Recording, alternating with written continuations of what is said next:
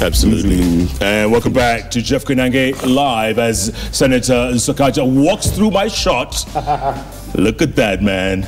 This is welcome back. Thank you. Senator Johnson Sakaja and MP for Kibra Kenokoth, both of them in-house, talk about the future, the way forward, what we're talking about. Okay, let's get to issues, gentlemen. And by the way, before the break, I asked you real quick, you guys are friends, and you have lots of friends across the political divide, and you all hang out, you have a cup of coffee, you know, you're friends. Yeah.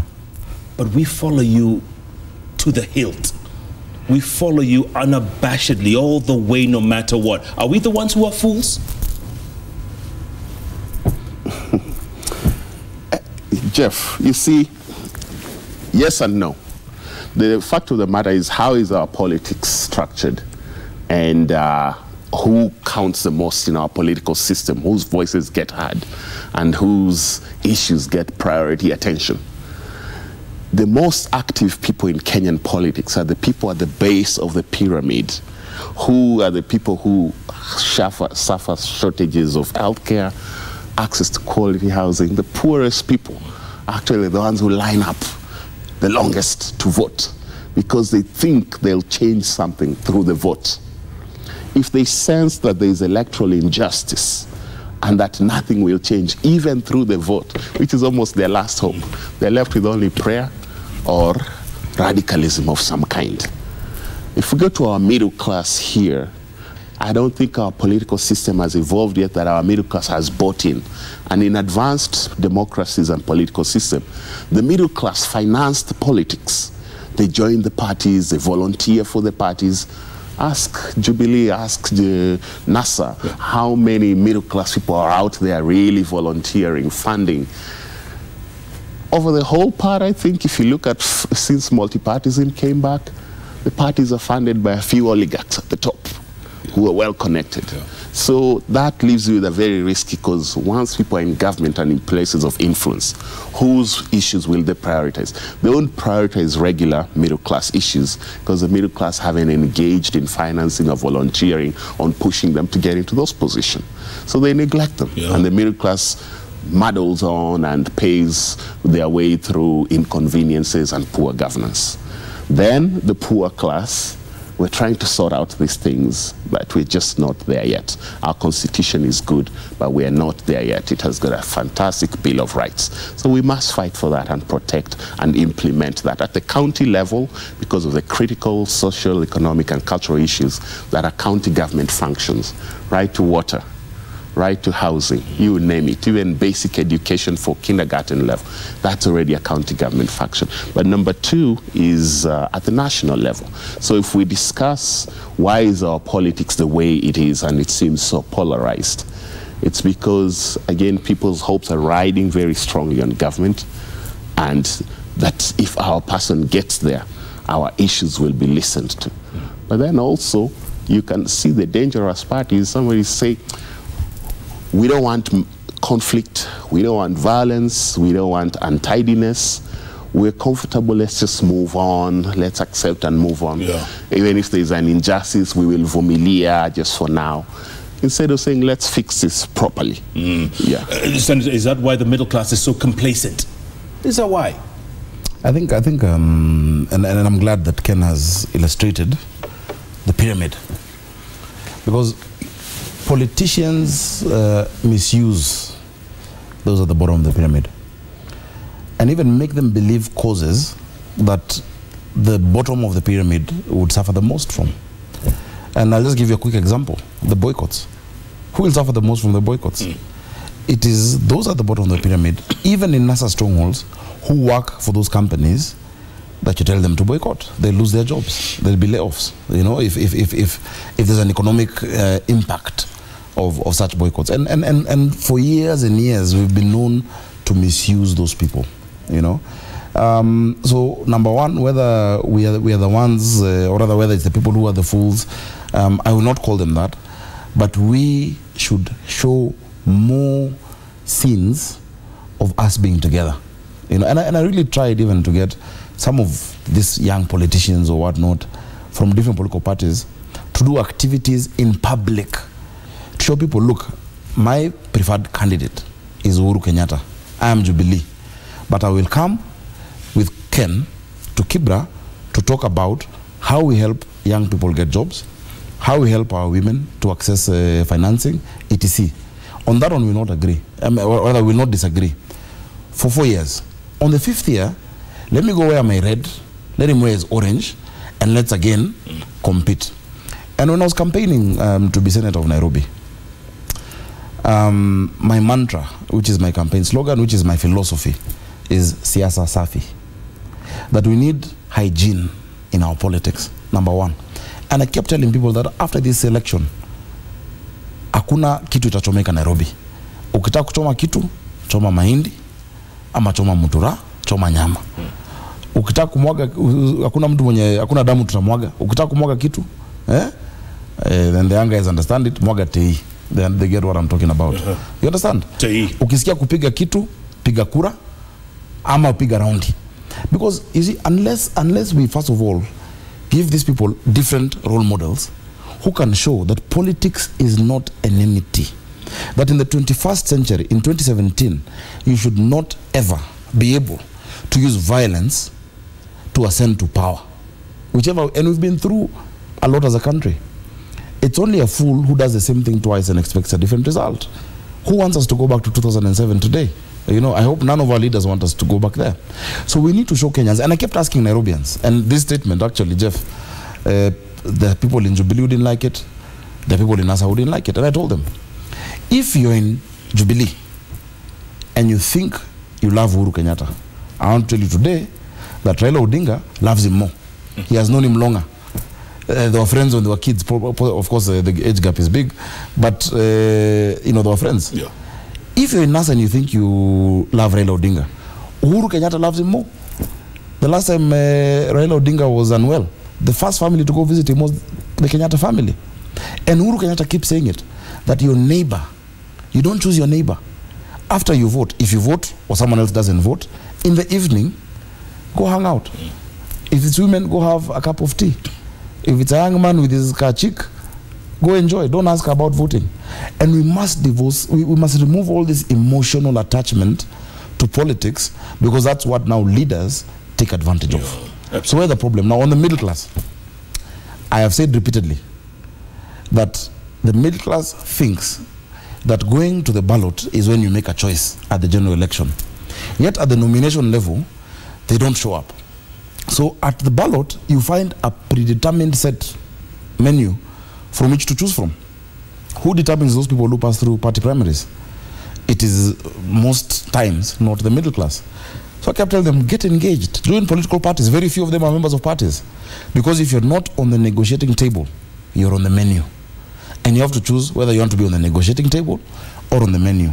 The day that entire class of Kenyans wake up as well and join the political discourse, join political parties, change parties from within, that is when our democracy will start maturing. Good point, gentlemen. Good point. Let's move on real quick. Moses Osani says, good stuff. Salamu to Ken Okoth, my MP.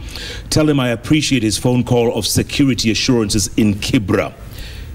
Your genuine leadership is changing lives. And that's the same concern I have for my wife. Spends a lot of time in Kibra, by the way. She has a good friend there called Ustada Arafa.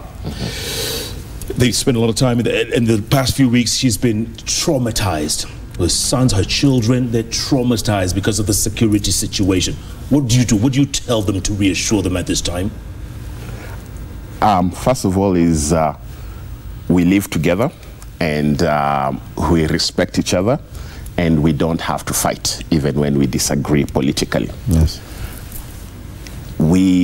I support, for instance, the right of every citizen to go and demonstrate and picket, because there's still a lot of things we disagree with in this country. But when you do it in Kibra, don't do it destroying anybody's property. When you come to town to demonstrate, don't destroy anybody's property. I think we want a lot more people to feel comfortable joining our political movement and to show that by the force of numbers, not by the ugliness of the scenes when the police take an advantage of, oh no, we saw that one young man, he snatched someone's purse, therefore we must disperse this whole congregation of 1,000 people who've come to demonstrate. And because of one young person who snatched a purse there, the police tear gas everybody. So I think to the people of Kibra, I think your right to life, your right to peace is important to me. I think we respect each other. This is a point that you asked me before, that I have no other ambition. I don't want to be the president. I don't want to be the governor. I don't want anything else. I am happy to be in the job of Kibra because I know it demands my head, it demands my heart, it demands my hands fully there to even make an impact. So I cannot be distracted with other ideas and ambition, and to just reassure Ustada and her family that I'm recommitted. Anytime you need anything, call me. You have concerns. We're working with the police. We're working with all the stakeholders, anyone who wants to demonstrate, to do it peacefully.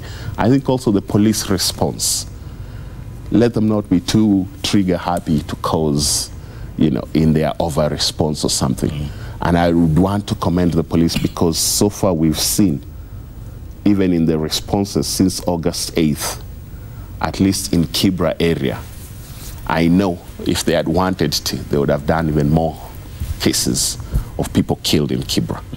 And we've not had that.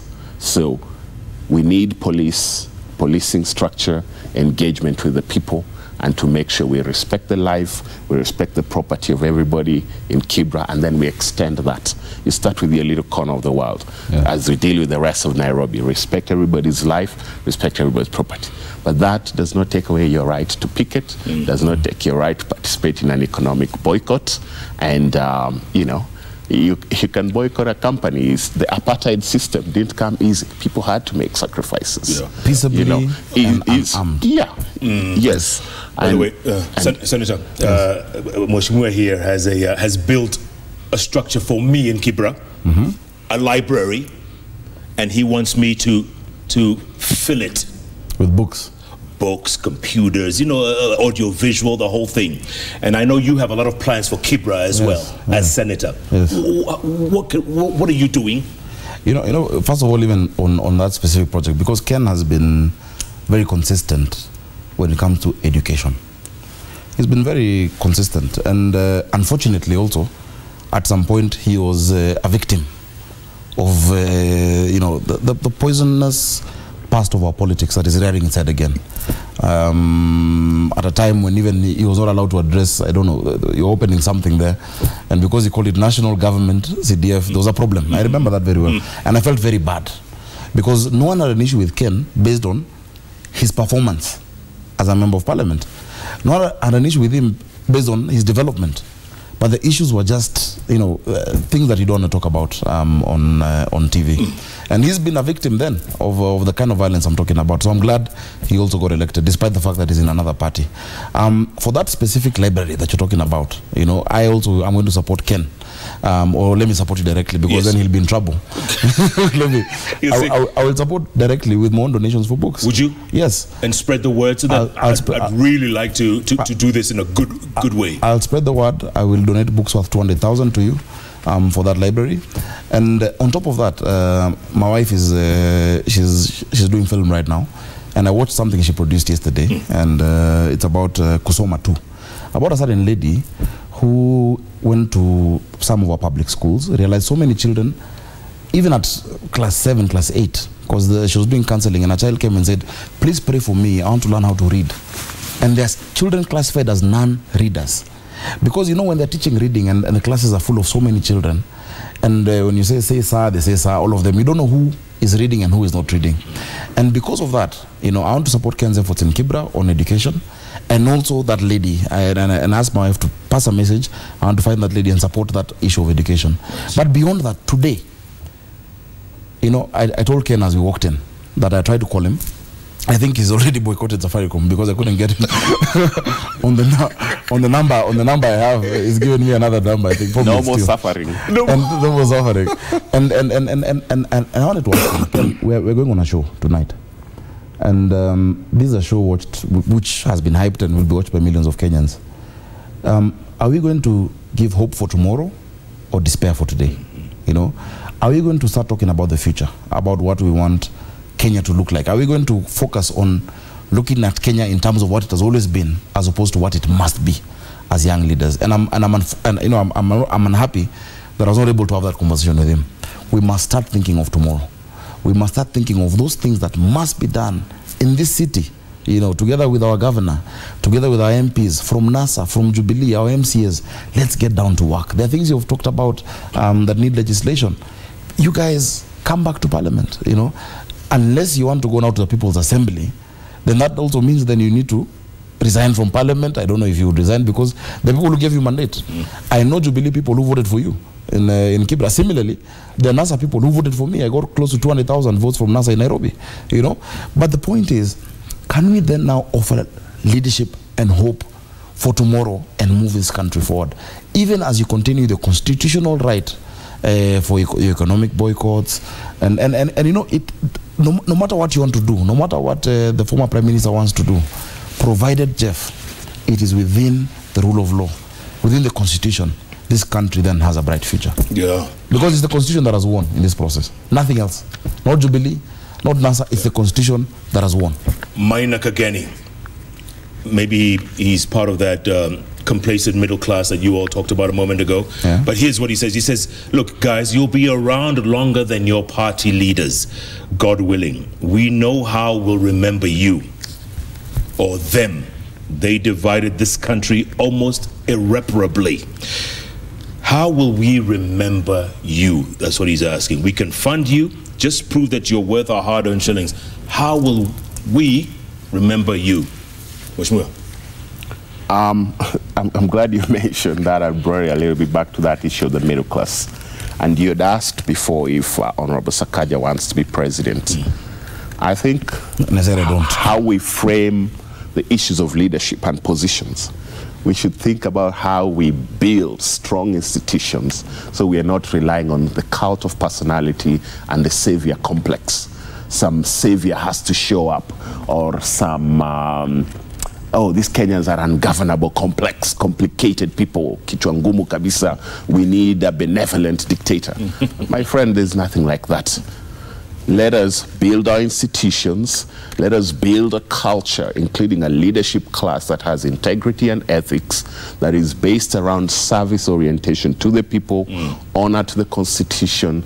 And if you have, for instance, in the National Assembly right now, 350 members of Parliament, if you had out of them, whatever rating scale you want to use, 300 out of 350 good MPs, you won't be crying for 2 or 3 outstanding saviors.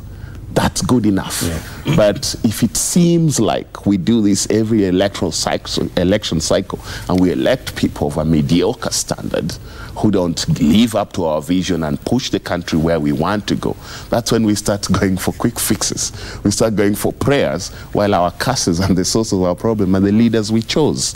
So I think we really need to nurture the next generation. We don't need, there's nothing special about me to make me want to be president of Kenya, because there's so many young people. I run a leadership and mentorship program in Kibra, and I've done for many years, since 2006. So many young people in university now who are coming, who are sharper than I, who are more talented than I, have better people skills, who could be better presidents for this country than. So let's nurture a whole class of leaders so that we are not desperate for one savior. Let us always have good leaders, and it be their standard taken. Great point. Senator. You know, there's a quote by Jomo Kenyatta that I like. He says that our children might learn about heroes of the past. Our task is to make ourselves architects of the future. That is what I want to be remembered by, not by any position. Leadership is not position, it is influence. It is what you're able to do from whichever corner you are. I was in the last parliament with Ken. He was a member of Kibra. I was a nominated MP, and he knows the gripe nominated members get. But I'm proud that I was able to bring the highest number of private member bills without any position, you know. So about what I want to go for, I want to be senator for Nairobi for some time. The more I hang out with my friend Mike Sonko, and the more I hang out with the president, the more I don't want any of those positions, because it is tough. Leadership, you know, some of these positions are really tough, and it's not that I'm, you know, afraid of going for those, But I believe that even from where I am, you know, let me make a change. You know, this hunger for politics, that you want to be something at all costs, that you know, you can do anything to become a governor or a president, or is where we get it wrong. You know, but will that day come, Mheshimiwa? Will that day come where it won't matter? It won't matter who's a state house. It must come. I think it will come maybe in another 20 years or so. But I think so you guys will still be around. Inshallah. I think, and it will be a gift to the country, so that politics is not as polarizing. But for right now, I think, for instance, these elections that you were asking me about, the boycotts. I think one of the statements that NASA made yesterday, and which to me is an important one, on two levels, is a statement that we can't let this election stand. It has to be challenged, and what happened on the 26th, and we take it to court, and we have to challenge it, because it wasn't a level playing field, and that's why we withdrew. NASA stepped back out of it. And to say we will just move on like nothing happened, we won't take the concerns of Raila Odinga. It's not about Raila Odinga. It's about the millions of Kenyans who believe in it. And I know the intelligence knows this, and Uhuru Kenyatta, as a sophisticated politician, knows that there are people who are not with him and believe and hoped Raila would give them the different direction. We really need a dialogue around clean and fair elections right now. Why? Because if we don't fix it, then no other elections in this country will matter. People won't participate, won't think it matters, and I think there's a space for this country to pull back with this constitution as we have, because let me give it to you this way. There's election cycles. We're finishing the election cycle of 2017. At the presidential level, it was challenged at the Supreme Court, annulled, and a new election ordered. This cycle didn't end cleanly on the 26th, and anyone who lies to you that it ended on the 26th is deceiving themselves. I think the crisis is just getting started. With the long impact being, if we let this election stand as it is at 26 was good enough, people won't be voting in future and won't believe in the elections. But number two is, if Uhuru Kenyatta is sworn in for his second term based on the election of the 26th, what stands at risk is if there's a major crisis and the country pulls together and say, let's have a dialogue, which Raila has asked for as our leader, and we of NASA have asked for, around the elections, and having a clean election, let whoever wins win legitimately. Then at that point, what you will have is two ways out, and it will be very unfair for Uhuru. Because once you've been sworn in for your second term, and there's a crisis, and you haven't served a full second term of 4 or 5 years, then what happens to poor Uhuru Kenyatta? He can't run for another term. We have term limits. Yes. So I think we need to think about that carefully. Sakaji, you agree? That to me is important. Yeah, completely. Jeff, you know, we must be a country that respects and upholds the rule of law. The person who determines when an election is held or when an election is not held is not Raila Odinga. It is not Uhuru Kenyatta. It is not any individual. And that is why I was saying that the winner of this process is the Constitution. Because no matter who you may fashion yourself to be, just by declaring that, in my opinion, this thing is not right, and in my party's opinion, let it not be done, there are institutions that actually deal with this. The same institutions that took us back to a fresh election, that said that those candidates who vied must vie. Now, you cannot choose what part of that institution to respect and what not to respect. And I'm glad today I've heard from none other than the member for the former Prime Minister saying that they'll be going to court. Because it means then, just by the action of going to court, that one, you're going to court on an election petition. You were saying earlier there was no election. So now you're actually doing an election petition, meaning you've legitimized the fact that there was an election. And not just that action, it's not just that action that has legitimized it. The fact that the numbers that came out legitimize it. Because if 95% of those who voted for Uhuru Kenyatta still came out and voted, 95%, despite the threats and the intimidation and the violence and all of that, if those who didn't come out, or rather those who were prevented to do, and that's the only time I've referenced the 4 counties, you know, Homa Bay, Migori, Siaya, and Kisumu. Not because it is Luos who are there. In fact, I know Ken would know. I have a lot of respect, admiration, and friends, from there. But because those are the only people who are prevented from choosing whether to come out or not, and where they were allowed to, they came out. If despite the fact that you prevented them, and some people tried to come out, and people voted, and you got at 80% turnout in August, what we got now at 40% is still more than what Raila Odinga got at 40% in August. This election alone has justified that one. So if you choose to go to the Supreme Court, Jeff, you must also prepare to accept the verdict of that same Supreme Court. Because if this country is run based on that, I don't feel it is right. I don't think it is good. This election, in my opinion, was not held to the standards set by the Supreme Court. It is not about your opinion. Go back to that same Supreme Court and they will confirm if this election was held according to their standards, if they allowed, if their forms were serialized. And remember, the August election was annulled not because of any dispute on the number of votes in a democracy. It was annulled because of processes, which the IBC then claimed to have looked at and revised and sorted out. In fact, everybody has now been given access to the servers, including yourselves as media. NASA has access to all those logs and the servers. So the person to measure that standard then is the Supreme Court. And this is a very important point, Jeff, because a country that wants to develop and wants to move towards the future with stability, the only stability you'll find, a country that is stable, is because it has dependable institutions, that it is not the rule of man. It is the rule of law. You cannot talk about the changes you want to make, and we have no problem with the statement yesterday by the former Prime Minister. Was very interesting. I think it was a good statement because he talks about things he wants to change, and he's going out to issues. But you cannot talk about changing a law or creating a law and you don't respect the law that subsides today. Because tomorrow you will make a law that I don't like, and because I don't like it, then I will say I don't like that law, and then I will blackmail you through violence for you to change it again, and then we enter an endless cycle that is a cycle of perpetuity of anarchy. So Kenyans have a choice today between anarchy and order. All right, gentlemen, it's a live show, so we need to get to the tweets and stuff, and I'll save you. I'll let you answer that in a little short while. Monica, what do we go for first? Facebook posts, okay. Philemon has a question. What are their options on moving forward? Will NASA MPs attend House sittings? What is People's Assembly? What are their opinions on Baba's future versus talks of dialogue and comments on NCCK proposal about Prime Minister post?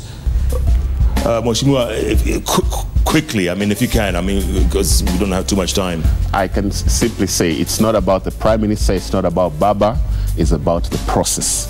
Clean, fair, credible elections. That's what we want to negotiate and dialogue on and implement. And I think when you have that, people will accept. Attending Parliament? And if we reduce it to it's simply about Baba, God forbid, if Baba were not around here today or tomorrow, God forbid, will that have solved the problem? Would Kenyans wake up and say, oh, no, now we have no more problem, Baba is not around? That's not the way to go. There's still deep-seated, serious problems that must be addressed. It is reasonable to imagine Baba not being there. But let me say this. We want NASA to go all the way in what they believe in, whatever it is. If you say that you don't recognize these institutions, and you don't recognize the National Assembly, which is the real People's Assembly, because since all 45 million cannot come to Parliament, we are organized in ways that we choose one person, then I want to ask, starting with my friend here, to resign as member for Kibra in the National Assembly and attend the People's Assembly. Of course, once they've negotiated with the Bunge la Wananchi, which owns the patent and has a president of the Bunge, to go and attend that one. You cannot have your cake and eat it. You cannot decide to boycott Parliament, but come before 8 sessions are over and always be on time to receive your salary and allowances. You can't do that. So if you believe it, if you're coming from an ideological point, and I know they are being pressured to resign, I would love to see all NASA members of Parliament and senators resigning to go attend the People's Assembly. But that's impossible, isn't it? I want to say this. There's a myth of a tyranny of numbers, and this false style sold by Jubilee that they are in charge and they have the whole country.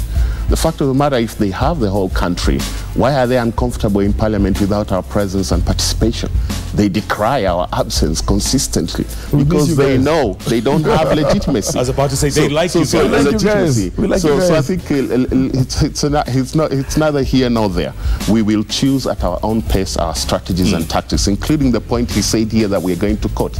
That's yet to be announced and decided. We will do it at our time, and I officially announce a position on whether we're going to the Supreme Court or not, or whether somebody else is going, will be announced. Monica, what's the next one?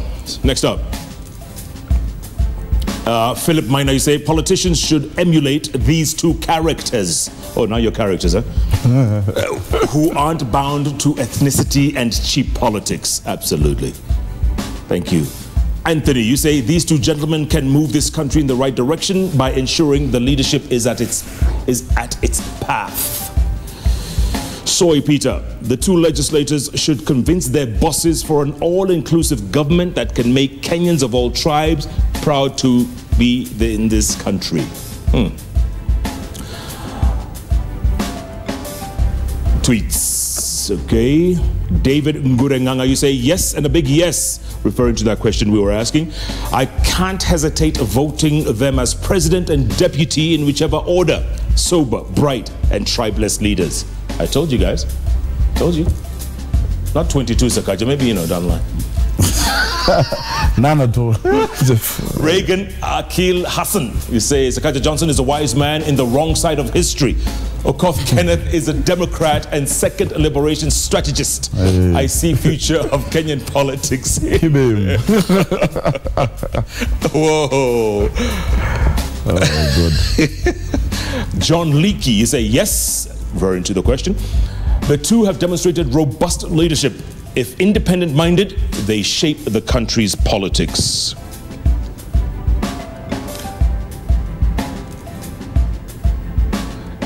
Enoch Katiku, I have listened to both speak severally, and it is clear that they listen more and respond with less emotions. Role models.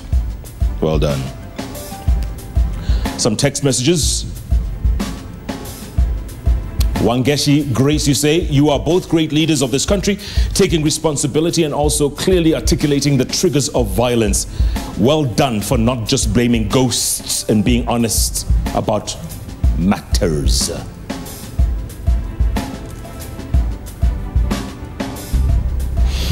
Malusu, you say, yes, they are. I like their mature, non-violent, and non-ethnic approach to issues. I wish they can be bold enough to go for their top party positions to influence our future politics. Jerry, you say, two great leaders on the bench today. This is all we need in this country right now. Sober minds. And Kiama Karaoke says, the best JKL I've watched in a long time. This is a conversation of mature people. Thank you, Kiama. Cecilia Yewa has a question for you both real quick. We live in two Kenyas within the same border. Those that are privileged and the children of a lesser God. Awful tribalism and classism. Waishimiwa, please comment.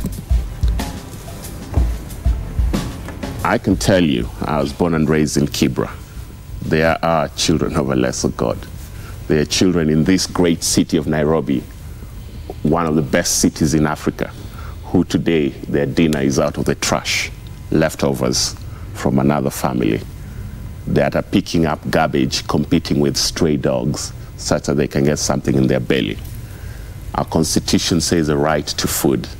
It's there. I wish all our leadership would rally around issues like that to say it's despicable to have hunger in this country, despicable to have disease that poverty kills you because you get malaria in Baringo County and malaria treatment is 500 shillings and you're too poor to afford 500 shillings, so the poverty kills you and it's not the malaria. So whether it's hunger in Turkana, hunger in Kibera, it's a shock, and I think we need to organize our politics around those things. One of your viewers has asked about inclusivity. I think that is really important, and the leadership on both sides need to address how do you bring inclusivity, but not just for the elite political class, but actually do they, when they get to that table, discuss the agendas of making sure no one's hungry and starving, that everyone has dignity in Kenya. You know, it sounds like a utopia. It shouldn't be. We have the science, we have the technology. In Turkana, we have aquifers of water that are enough to take care of Kenya for 70 years. We're not prioritizing taking care of things like that to liberate Kenyans from the indignity of poverty and hunger.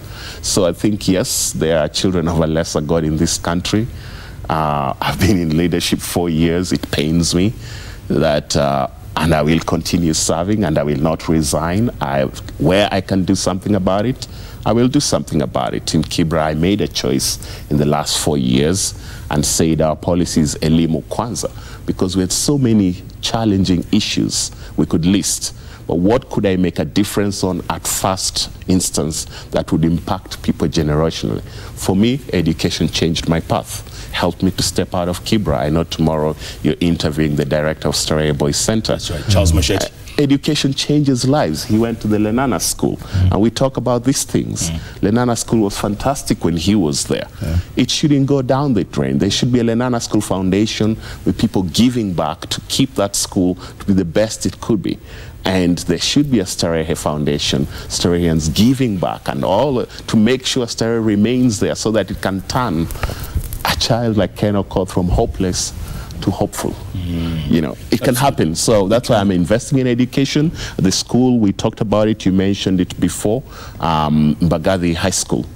We're building that up, and it's 90% finished. I think Christian and your team have pictures online they can show. The reason why I asked you, Jeff, is not just because you're a celeb. I asked you because I respect you as a man of letters, as someone who has traveled. You're someone who has read and written. You know, you're someone whose voice matters. And our young people can look up to you. By the way, it's going to be a high school for girls, an affordable day school for girls from Kibera to walk to. I saw the photo. So you come in, help us build the library, use your influence, so that out of that can come out writers, you know, award-winning journalists, film producers, all these things you've done, people who've traveled and seen the world. Let that journey begins there. We want to make sure the building is not just the facility, but the resources in it and the spirit of learning and reaching for the sky. That's possible. We could get a Wangari Maathai out of Kibera. Absolutely. Just by building that library, putting in the iPads, the e-book readers, the internet connections. So I think there is indeed, as this person asked, two Kenyas. Let's bridge that gap and make sure there is one Kenya. When you say in our national anthem, plenty be found within our borders. It exists. Let's distribute it. And this is not socialism. It's Christianity. It's human basic decency. It's actually our constitution. It says everybody should have a life that's with dignity in Kenya. It's our humanity. Yeah. It's our humanity. Senator. Jeff, and Ken, really, I hope you will accept the donation I've offered for that library. I hope you will accept gladly and happily. Jeff, just like Ken, I was born in the city. Yeah, not in Kibra. I was born just down the road in Gara. I have been able to see the contrasts, even while campaigning. You know, when you move from the depth of the filth of poverty and just 20 meters away, you're in such grandeur and opulence. And honestly, now from the bottom of my heart, Jeff and Ken, these are the issues Kenyans, the ordinary Kenyan, these are the issues they want us to focus on. They want us not to be preoccupied just with the past, but to learn from the past and to now come together. That's why they elect us differently. There are people who voted for Ken and voted for me, different parties. People who voted in Bungoma, Kakamega, Nyeri, Muranga, all want. And I've gone around this country. Despite the diversity in our people, there's a beautiful reality that every single Kenyan, deep down, wants the same thing, Jeff. They want to go about their lives peacefully. They want to make something out of themselves and to guarantee their children a future. And the day we'll stop hearing questions about inclusivity is the day that an ordinary Kenyan knows that no matter where you're from, no matter what your surname is, no matter what village you're brought up in, your child has the same chance at life, the same chance to access quality education. That if your child falls sick in Lamu, they'll have the same quality of healthcare as a child in Kisumu or in Nairobi. Now, those are the things that we want to that we need to all focus on together. And I see Parliament as a forum through which those who have been chosen to represent the interests, whether in the Senate, National Assembly, those in county assemblies, the governors, must spend more energy focusing on the things that unite us and the things that are common, and which is why even in KYPA, when we started, we said, listen, guys, some of you are from NASA, but then it was CORD. Some of you are from TNA, URP then, now Jubilee. If we decide to make this about politics, we will never agree. But let us agree on the things to focus on. And I remember Ken taking us through some of the sessions on education. I took the members through the sessions on financial empowerment of young people, on job opportunities. We have looked at healthcare, reproductive health for young people. And if more of us focus on these things that all Kenyans invariably want us to focus on, tomorrow no one will care where the president comes from, Jeff. No one will care if the president is from their tribe, if the president is a Kikuyu or a Luo or an El Molo or a Njemp. No one will care, because every Kenyan then will create an identity of being a Kenyan. The reason why we go to a tribal cocoons is because that becomes the least common denominator. Because someone asks themselves, what does it mean to be a Kenyan? We're just 45 million people around the same borders who have to get along. Because these things that we want to reach us have not been reaching us. And that's why I'm glad the last 5 years have been able to provide tremendous progress in some of these things. That a woman can give birth in Isiolo in a hospital. That you can go for dialysis in Mandera. That now you're in Nigeria and you're starting to see roads. These things don't happen immediately. It takes time, concerted effort, and joint focus. That is my prayer and hope. Whether or not I am in politics 5 years from now, whether I leave it or not, whether it is Ken, whoever it is, let's focus on these things. Let's find justice and peace. Let us not fight, please. Absolutely. Gentlemen, I could talk all evening about this. This is a great show. This has been very refreshing, for lack of a better word. We need this. In fact, Wavinya Ndeti, famous for Yaliondoele Soi Peter, she says, we are one people, one country. We must agree to disagree. Dialogue is paramount to heal our country. Gentlemen, it's been a pleasure, and I hope you guys can come back more often to this show. Mheshimiwa, we promise that library, we're going to stock it up. We've started on a great note here. I'll give you my check now or later. Choose. I promise. I'll give it to you. I won't give it to him. Because I'd love to, but it's a later. Later. I'll take it. I'll give you. I'll be before I go. Absolutely. Yeah. And ex-Jindela, are you listening? Yeah. You're listening. You're just back from SA? You've heard, man. We're going to do this library thing. I mean, there's a lot of pressure on it. Yeah, right? Let's do it. Bagathi girls, right? Yes. Fantastic. I'm looking forward to that. Our kids deserve the best. Absolutely. No, you're so You've right. seen the schools in the US. Man. You've seen the schools we have in Karen. You don't have to go far. Our kids deserve the best. Thank you. And look, the Princetons and the Harvards and all those are funded by alumni and you know, former students, former teachers, former presidents. They fund those things so that, you know, people can be educated year after year. And that's what I'm trying to do, to get a lot of the alumni together. Moi girls, what happened there? I remember we made that commitment. Currency primary, we need to do the same thing. Lenana and all these schools. Absolutely. Let's come back together. By the way, Storea Boys has a gala dinner later this month. Oh wow! Huge. I mean, they want to raise 10 million or 20 million shillings so that they can educate more of the kids that they do. Educate more. Tomorrow morning we have the director Charles Machete, a former student on the show. Yeah, who's Jeff, on the radio show. I know the show is ending. Please allow us to wish success to all the candidates sitting the exams. Good.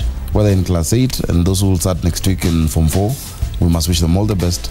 And I want to tell them education is the change. You know, it's what will change your life. Yeah, much more. So focus. You can wish them good luck. Absolutely. I mean, to our children, don't go to the exam with a spirit of fear. Go to the exam with a spirit of confidence. You've worked hard for 8 years, for 4 years. You know what you need to do. Don't worry. That exam is nothing. It should not bother you. You're unboggable. Just go do it with a spirit of confidence. You'll be fine. And one exam does not determine your future. Do your best on it. And there's many ways to succeed. Just be honest. Do your best on it. And you can succeed in life. Fantastic. So, my good cousin, his name is David Waiganjo Koinange, right? He says, I'm also in the library funding. You're getting 100K. Good. Just like that. So you made 300 from this show? Can you imagine? One show, maybe more coming. Guinea was a cow. I thought you'd say Tialala. You see, 300,000 Not bad. is... a lot of books. I mean, even if you're not thinking about books, 300,000 is right there. You can buy 10 high-end Macs. You know, you put these computers in there, and the students can learn design. They can do so many things. Fantastic. So it matters. We're going to do it. It's not too late. So, absolutely. I said something about middle class, and a friend of mine has texted me. Let me tell you, they asked me, Ken, how did you get money for your campaign then? Actually, I did get my money from the middle class. I didn't get my money from the oligarchs. You got it from the middle class? I got my campaign money from some of my friends in the middle class. Is that the same guy who texted you and said you need to shave off that beard? Yes, the one who thought I'm Mukarunganga. So you see, I do listen to the people who say, Ken, watch out for your image. I've not been wild for the last couple of days, so I forgot to shave. So yes, there are middle-class people who engage in politics, who volunteered in my campaign, did some driving for me, delivered food for my agents. They gave me money for the campaign, paid for posters, t-shirts, and that has really helped me. And I'm very responsive, and it helps me to be the kind of leader I am, because I know there's people watching me to be on the straight and narrow, and there's a reason they believe in me, not just with their vote, which is critical, but also to get me to a point where people can vote for me. I've just gotten a text from a pollster, I won't say who it is, and it says, our recent survey data on what people want back you up. You guys are on to something. You have a pollster? I've gotten a text from a pollster. Fantastic. We're on to something. Speaking of polls, Monica, what are the final numbers? Are these two gentlemen what you consider the future of Kenya? Whoa, 71% of you say yes, and a paltry 29% say no. Well done, guys. Well done, well done, well done. Keep it up. That's what I say. Just keep it up. And you guys are the future. I mean, we're the old guys. You know that. We're the oldies. We're the fogies, if you will. Mungu mbele. Always. And well done, and keep it up, and we'll get all this stuff done. As I said earlier on, tomorrow morning on Hot 96 with Jeff and Jalaz, Charles Machete, director, Starehe Boys.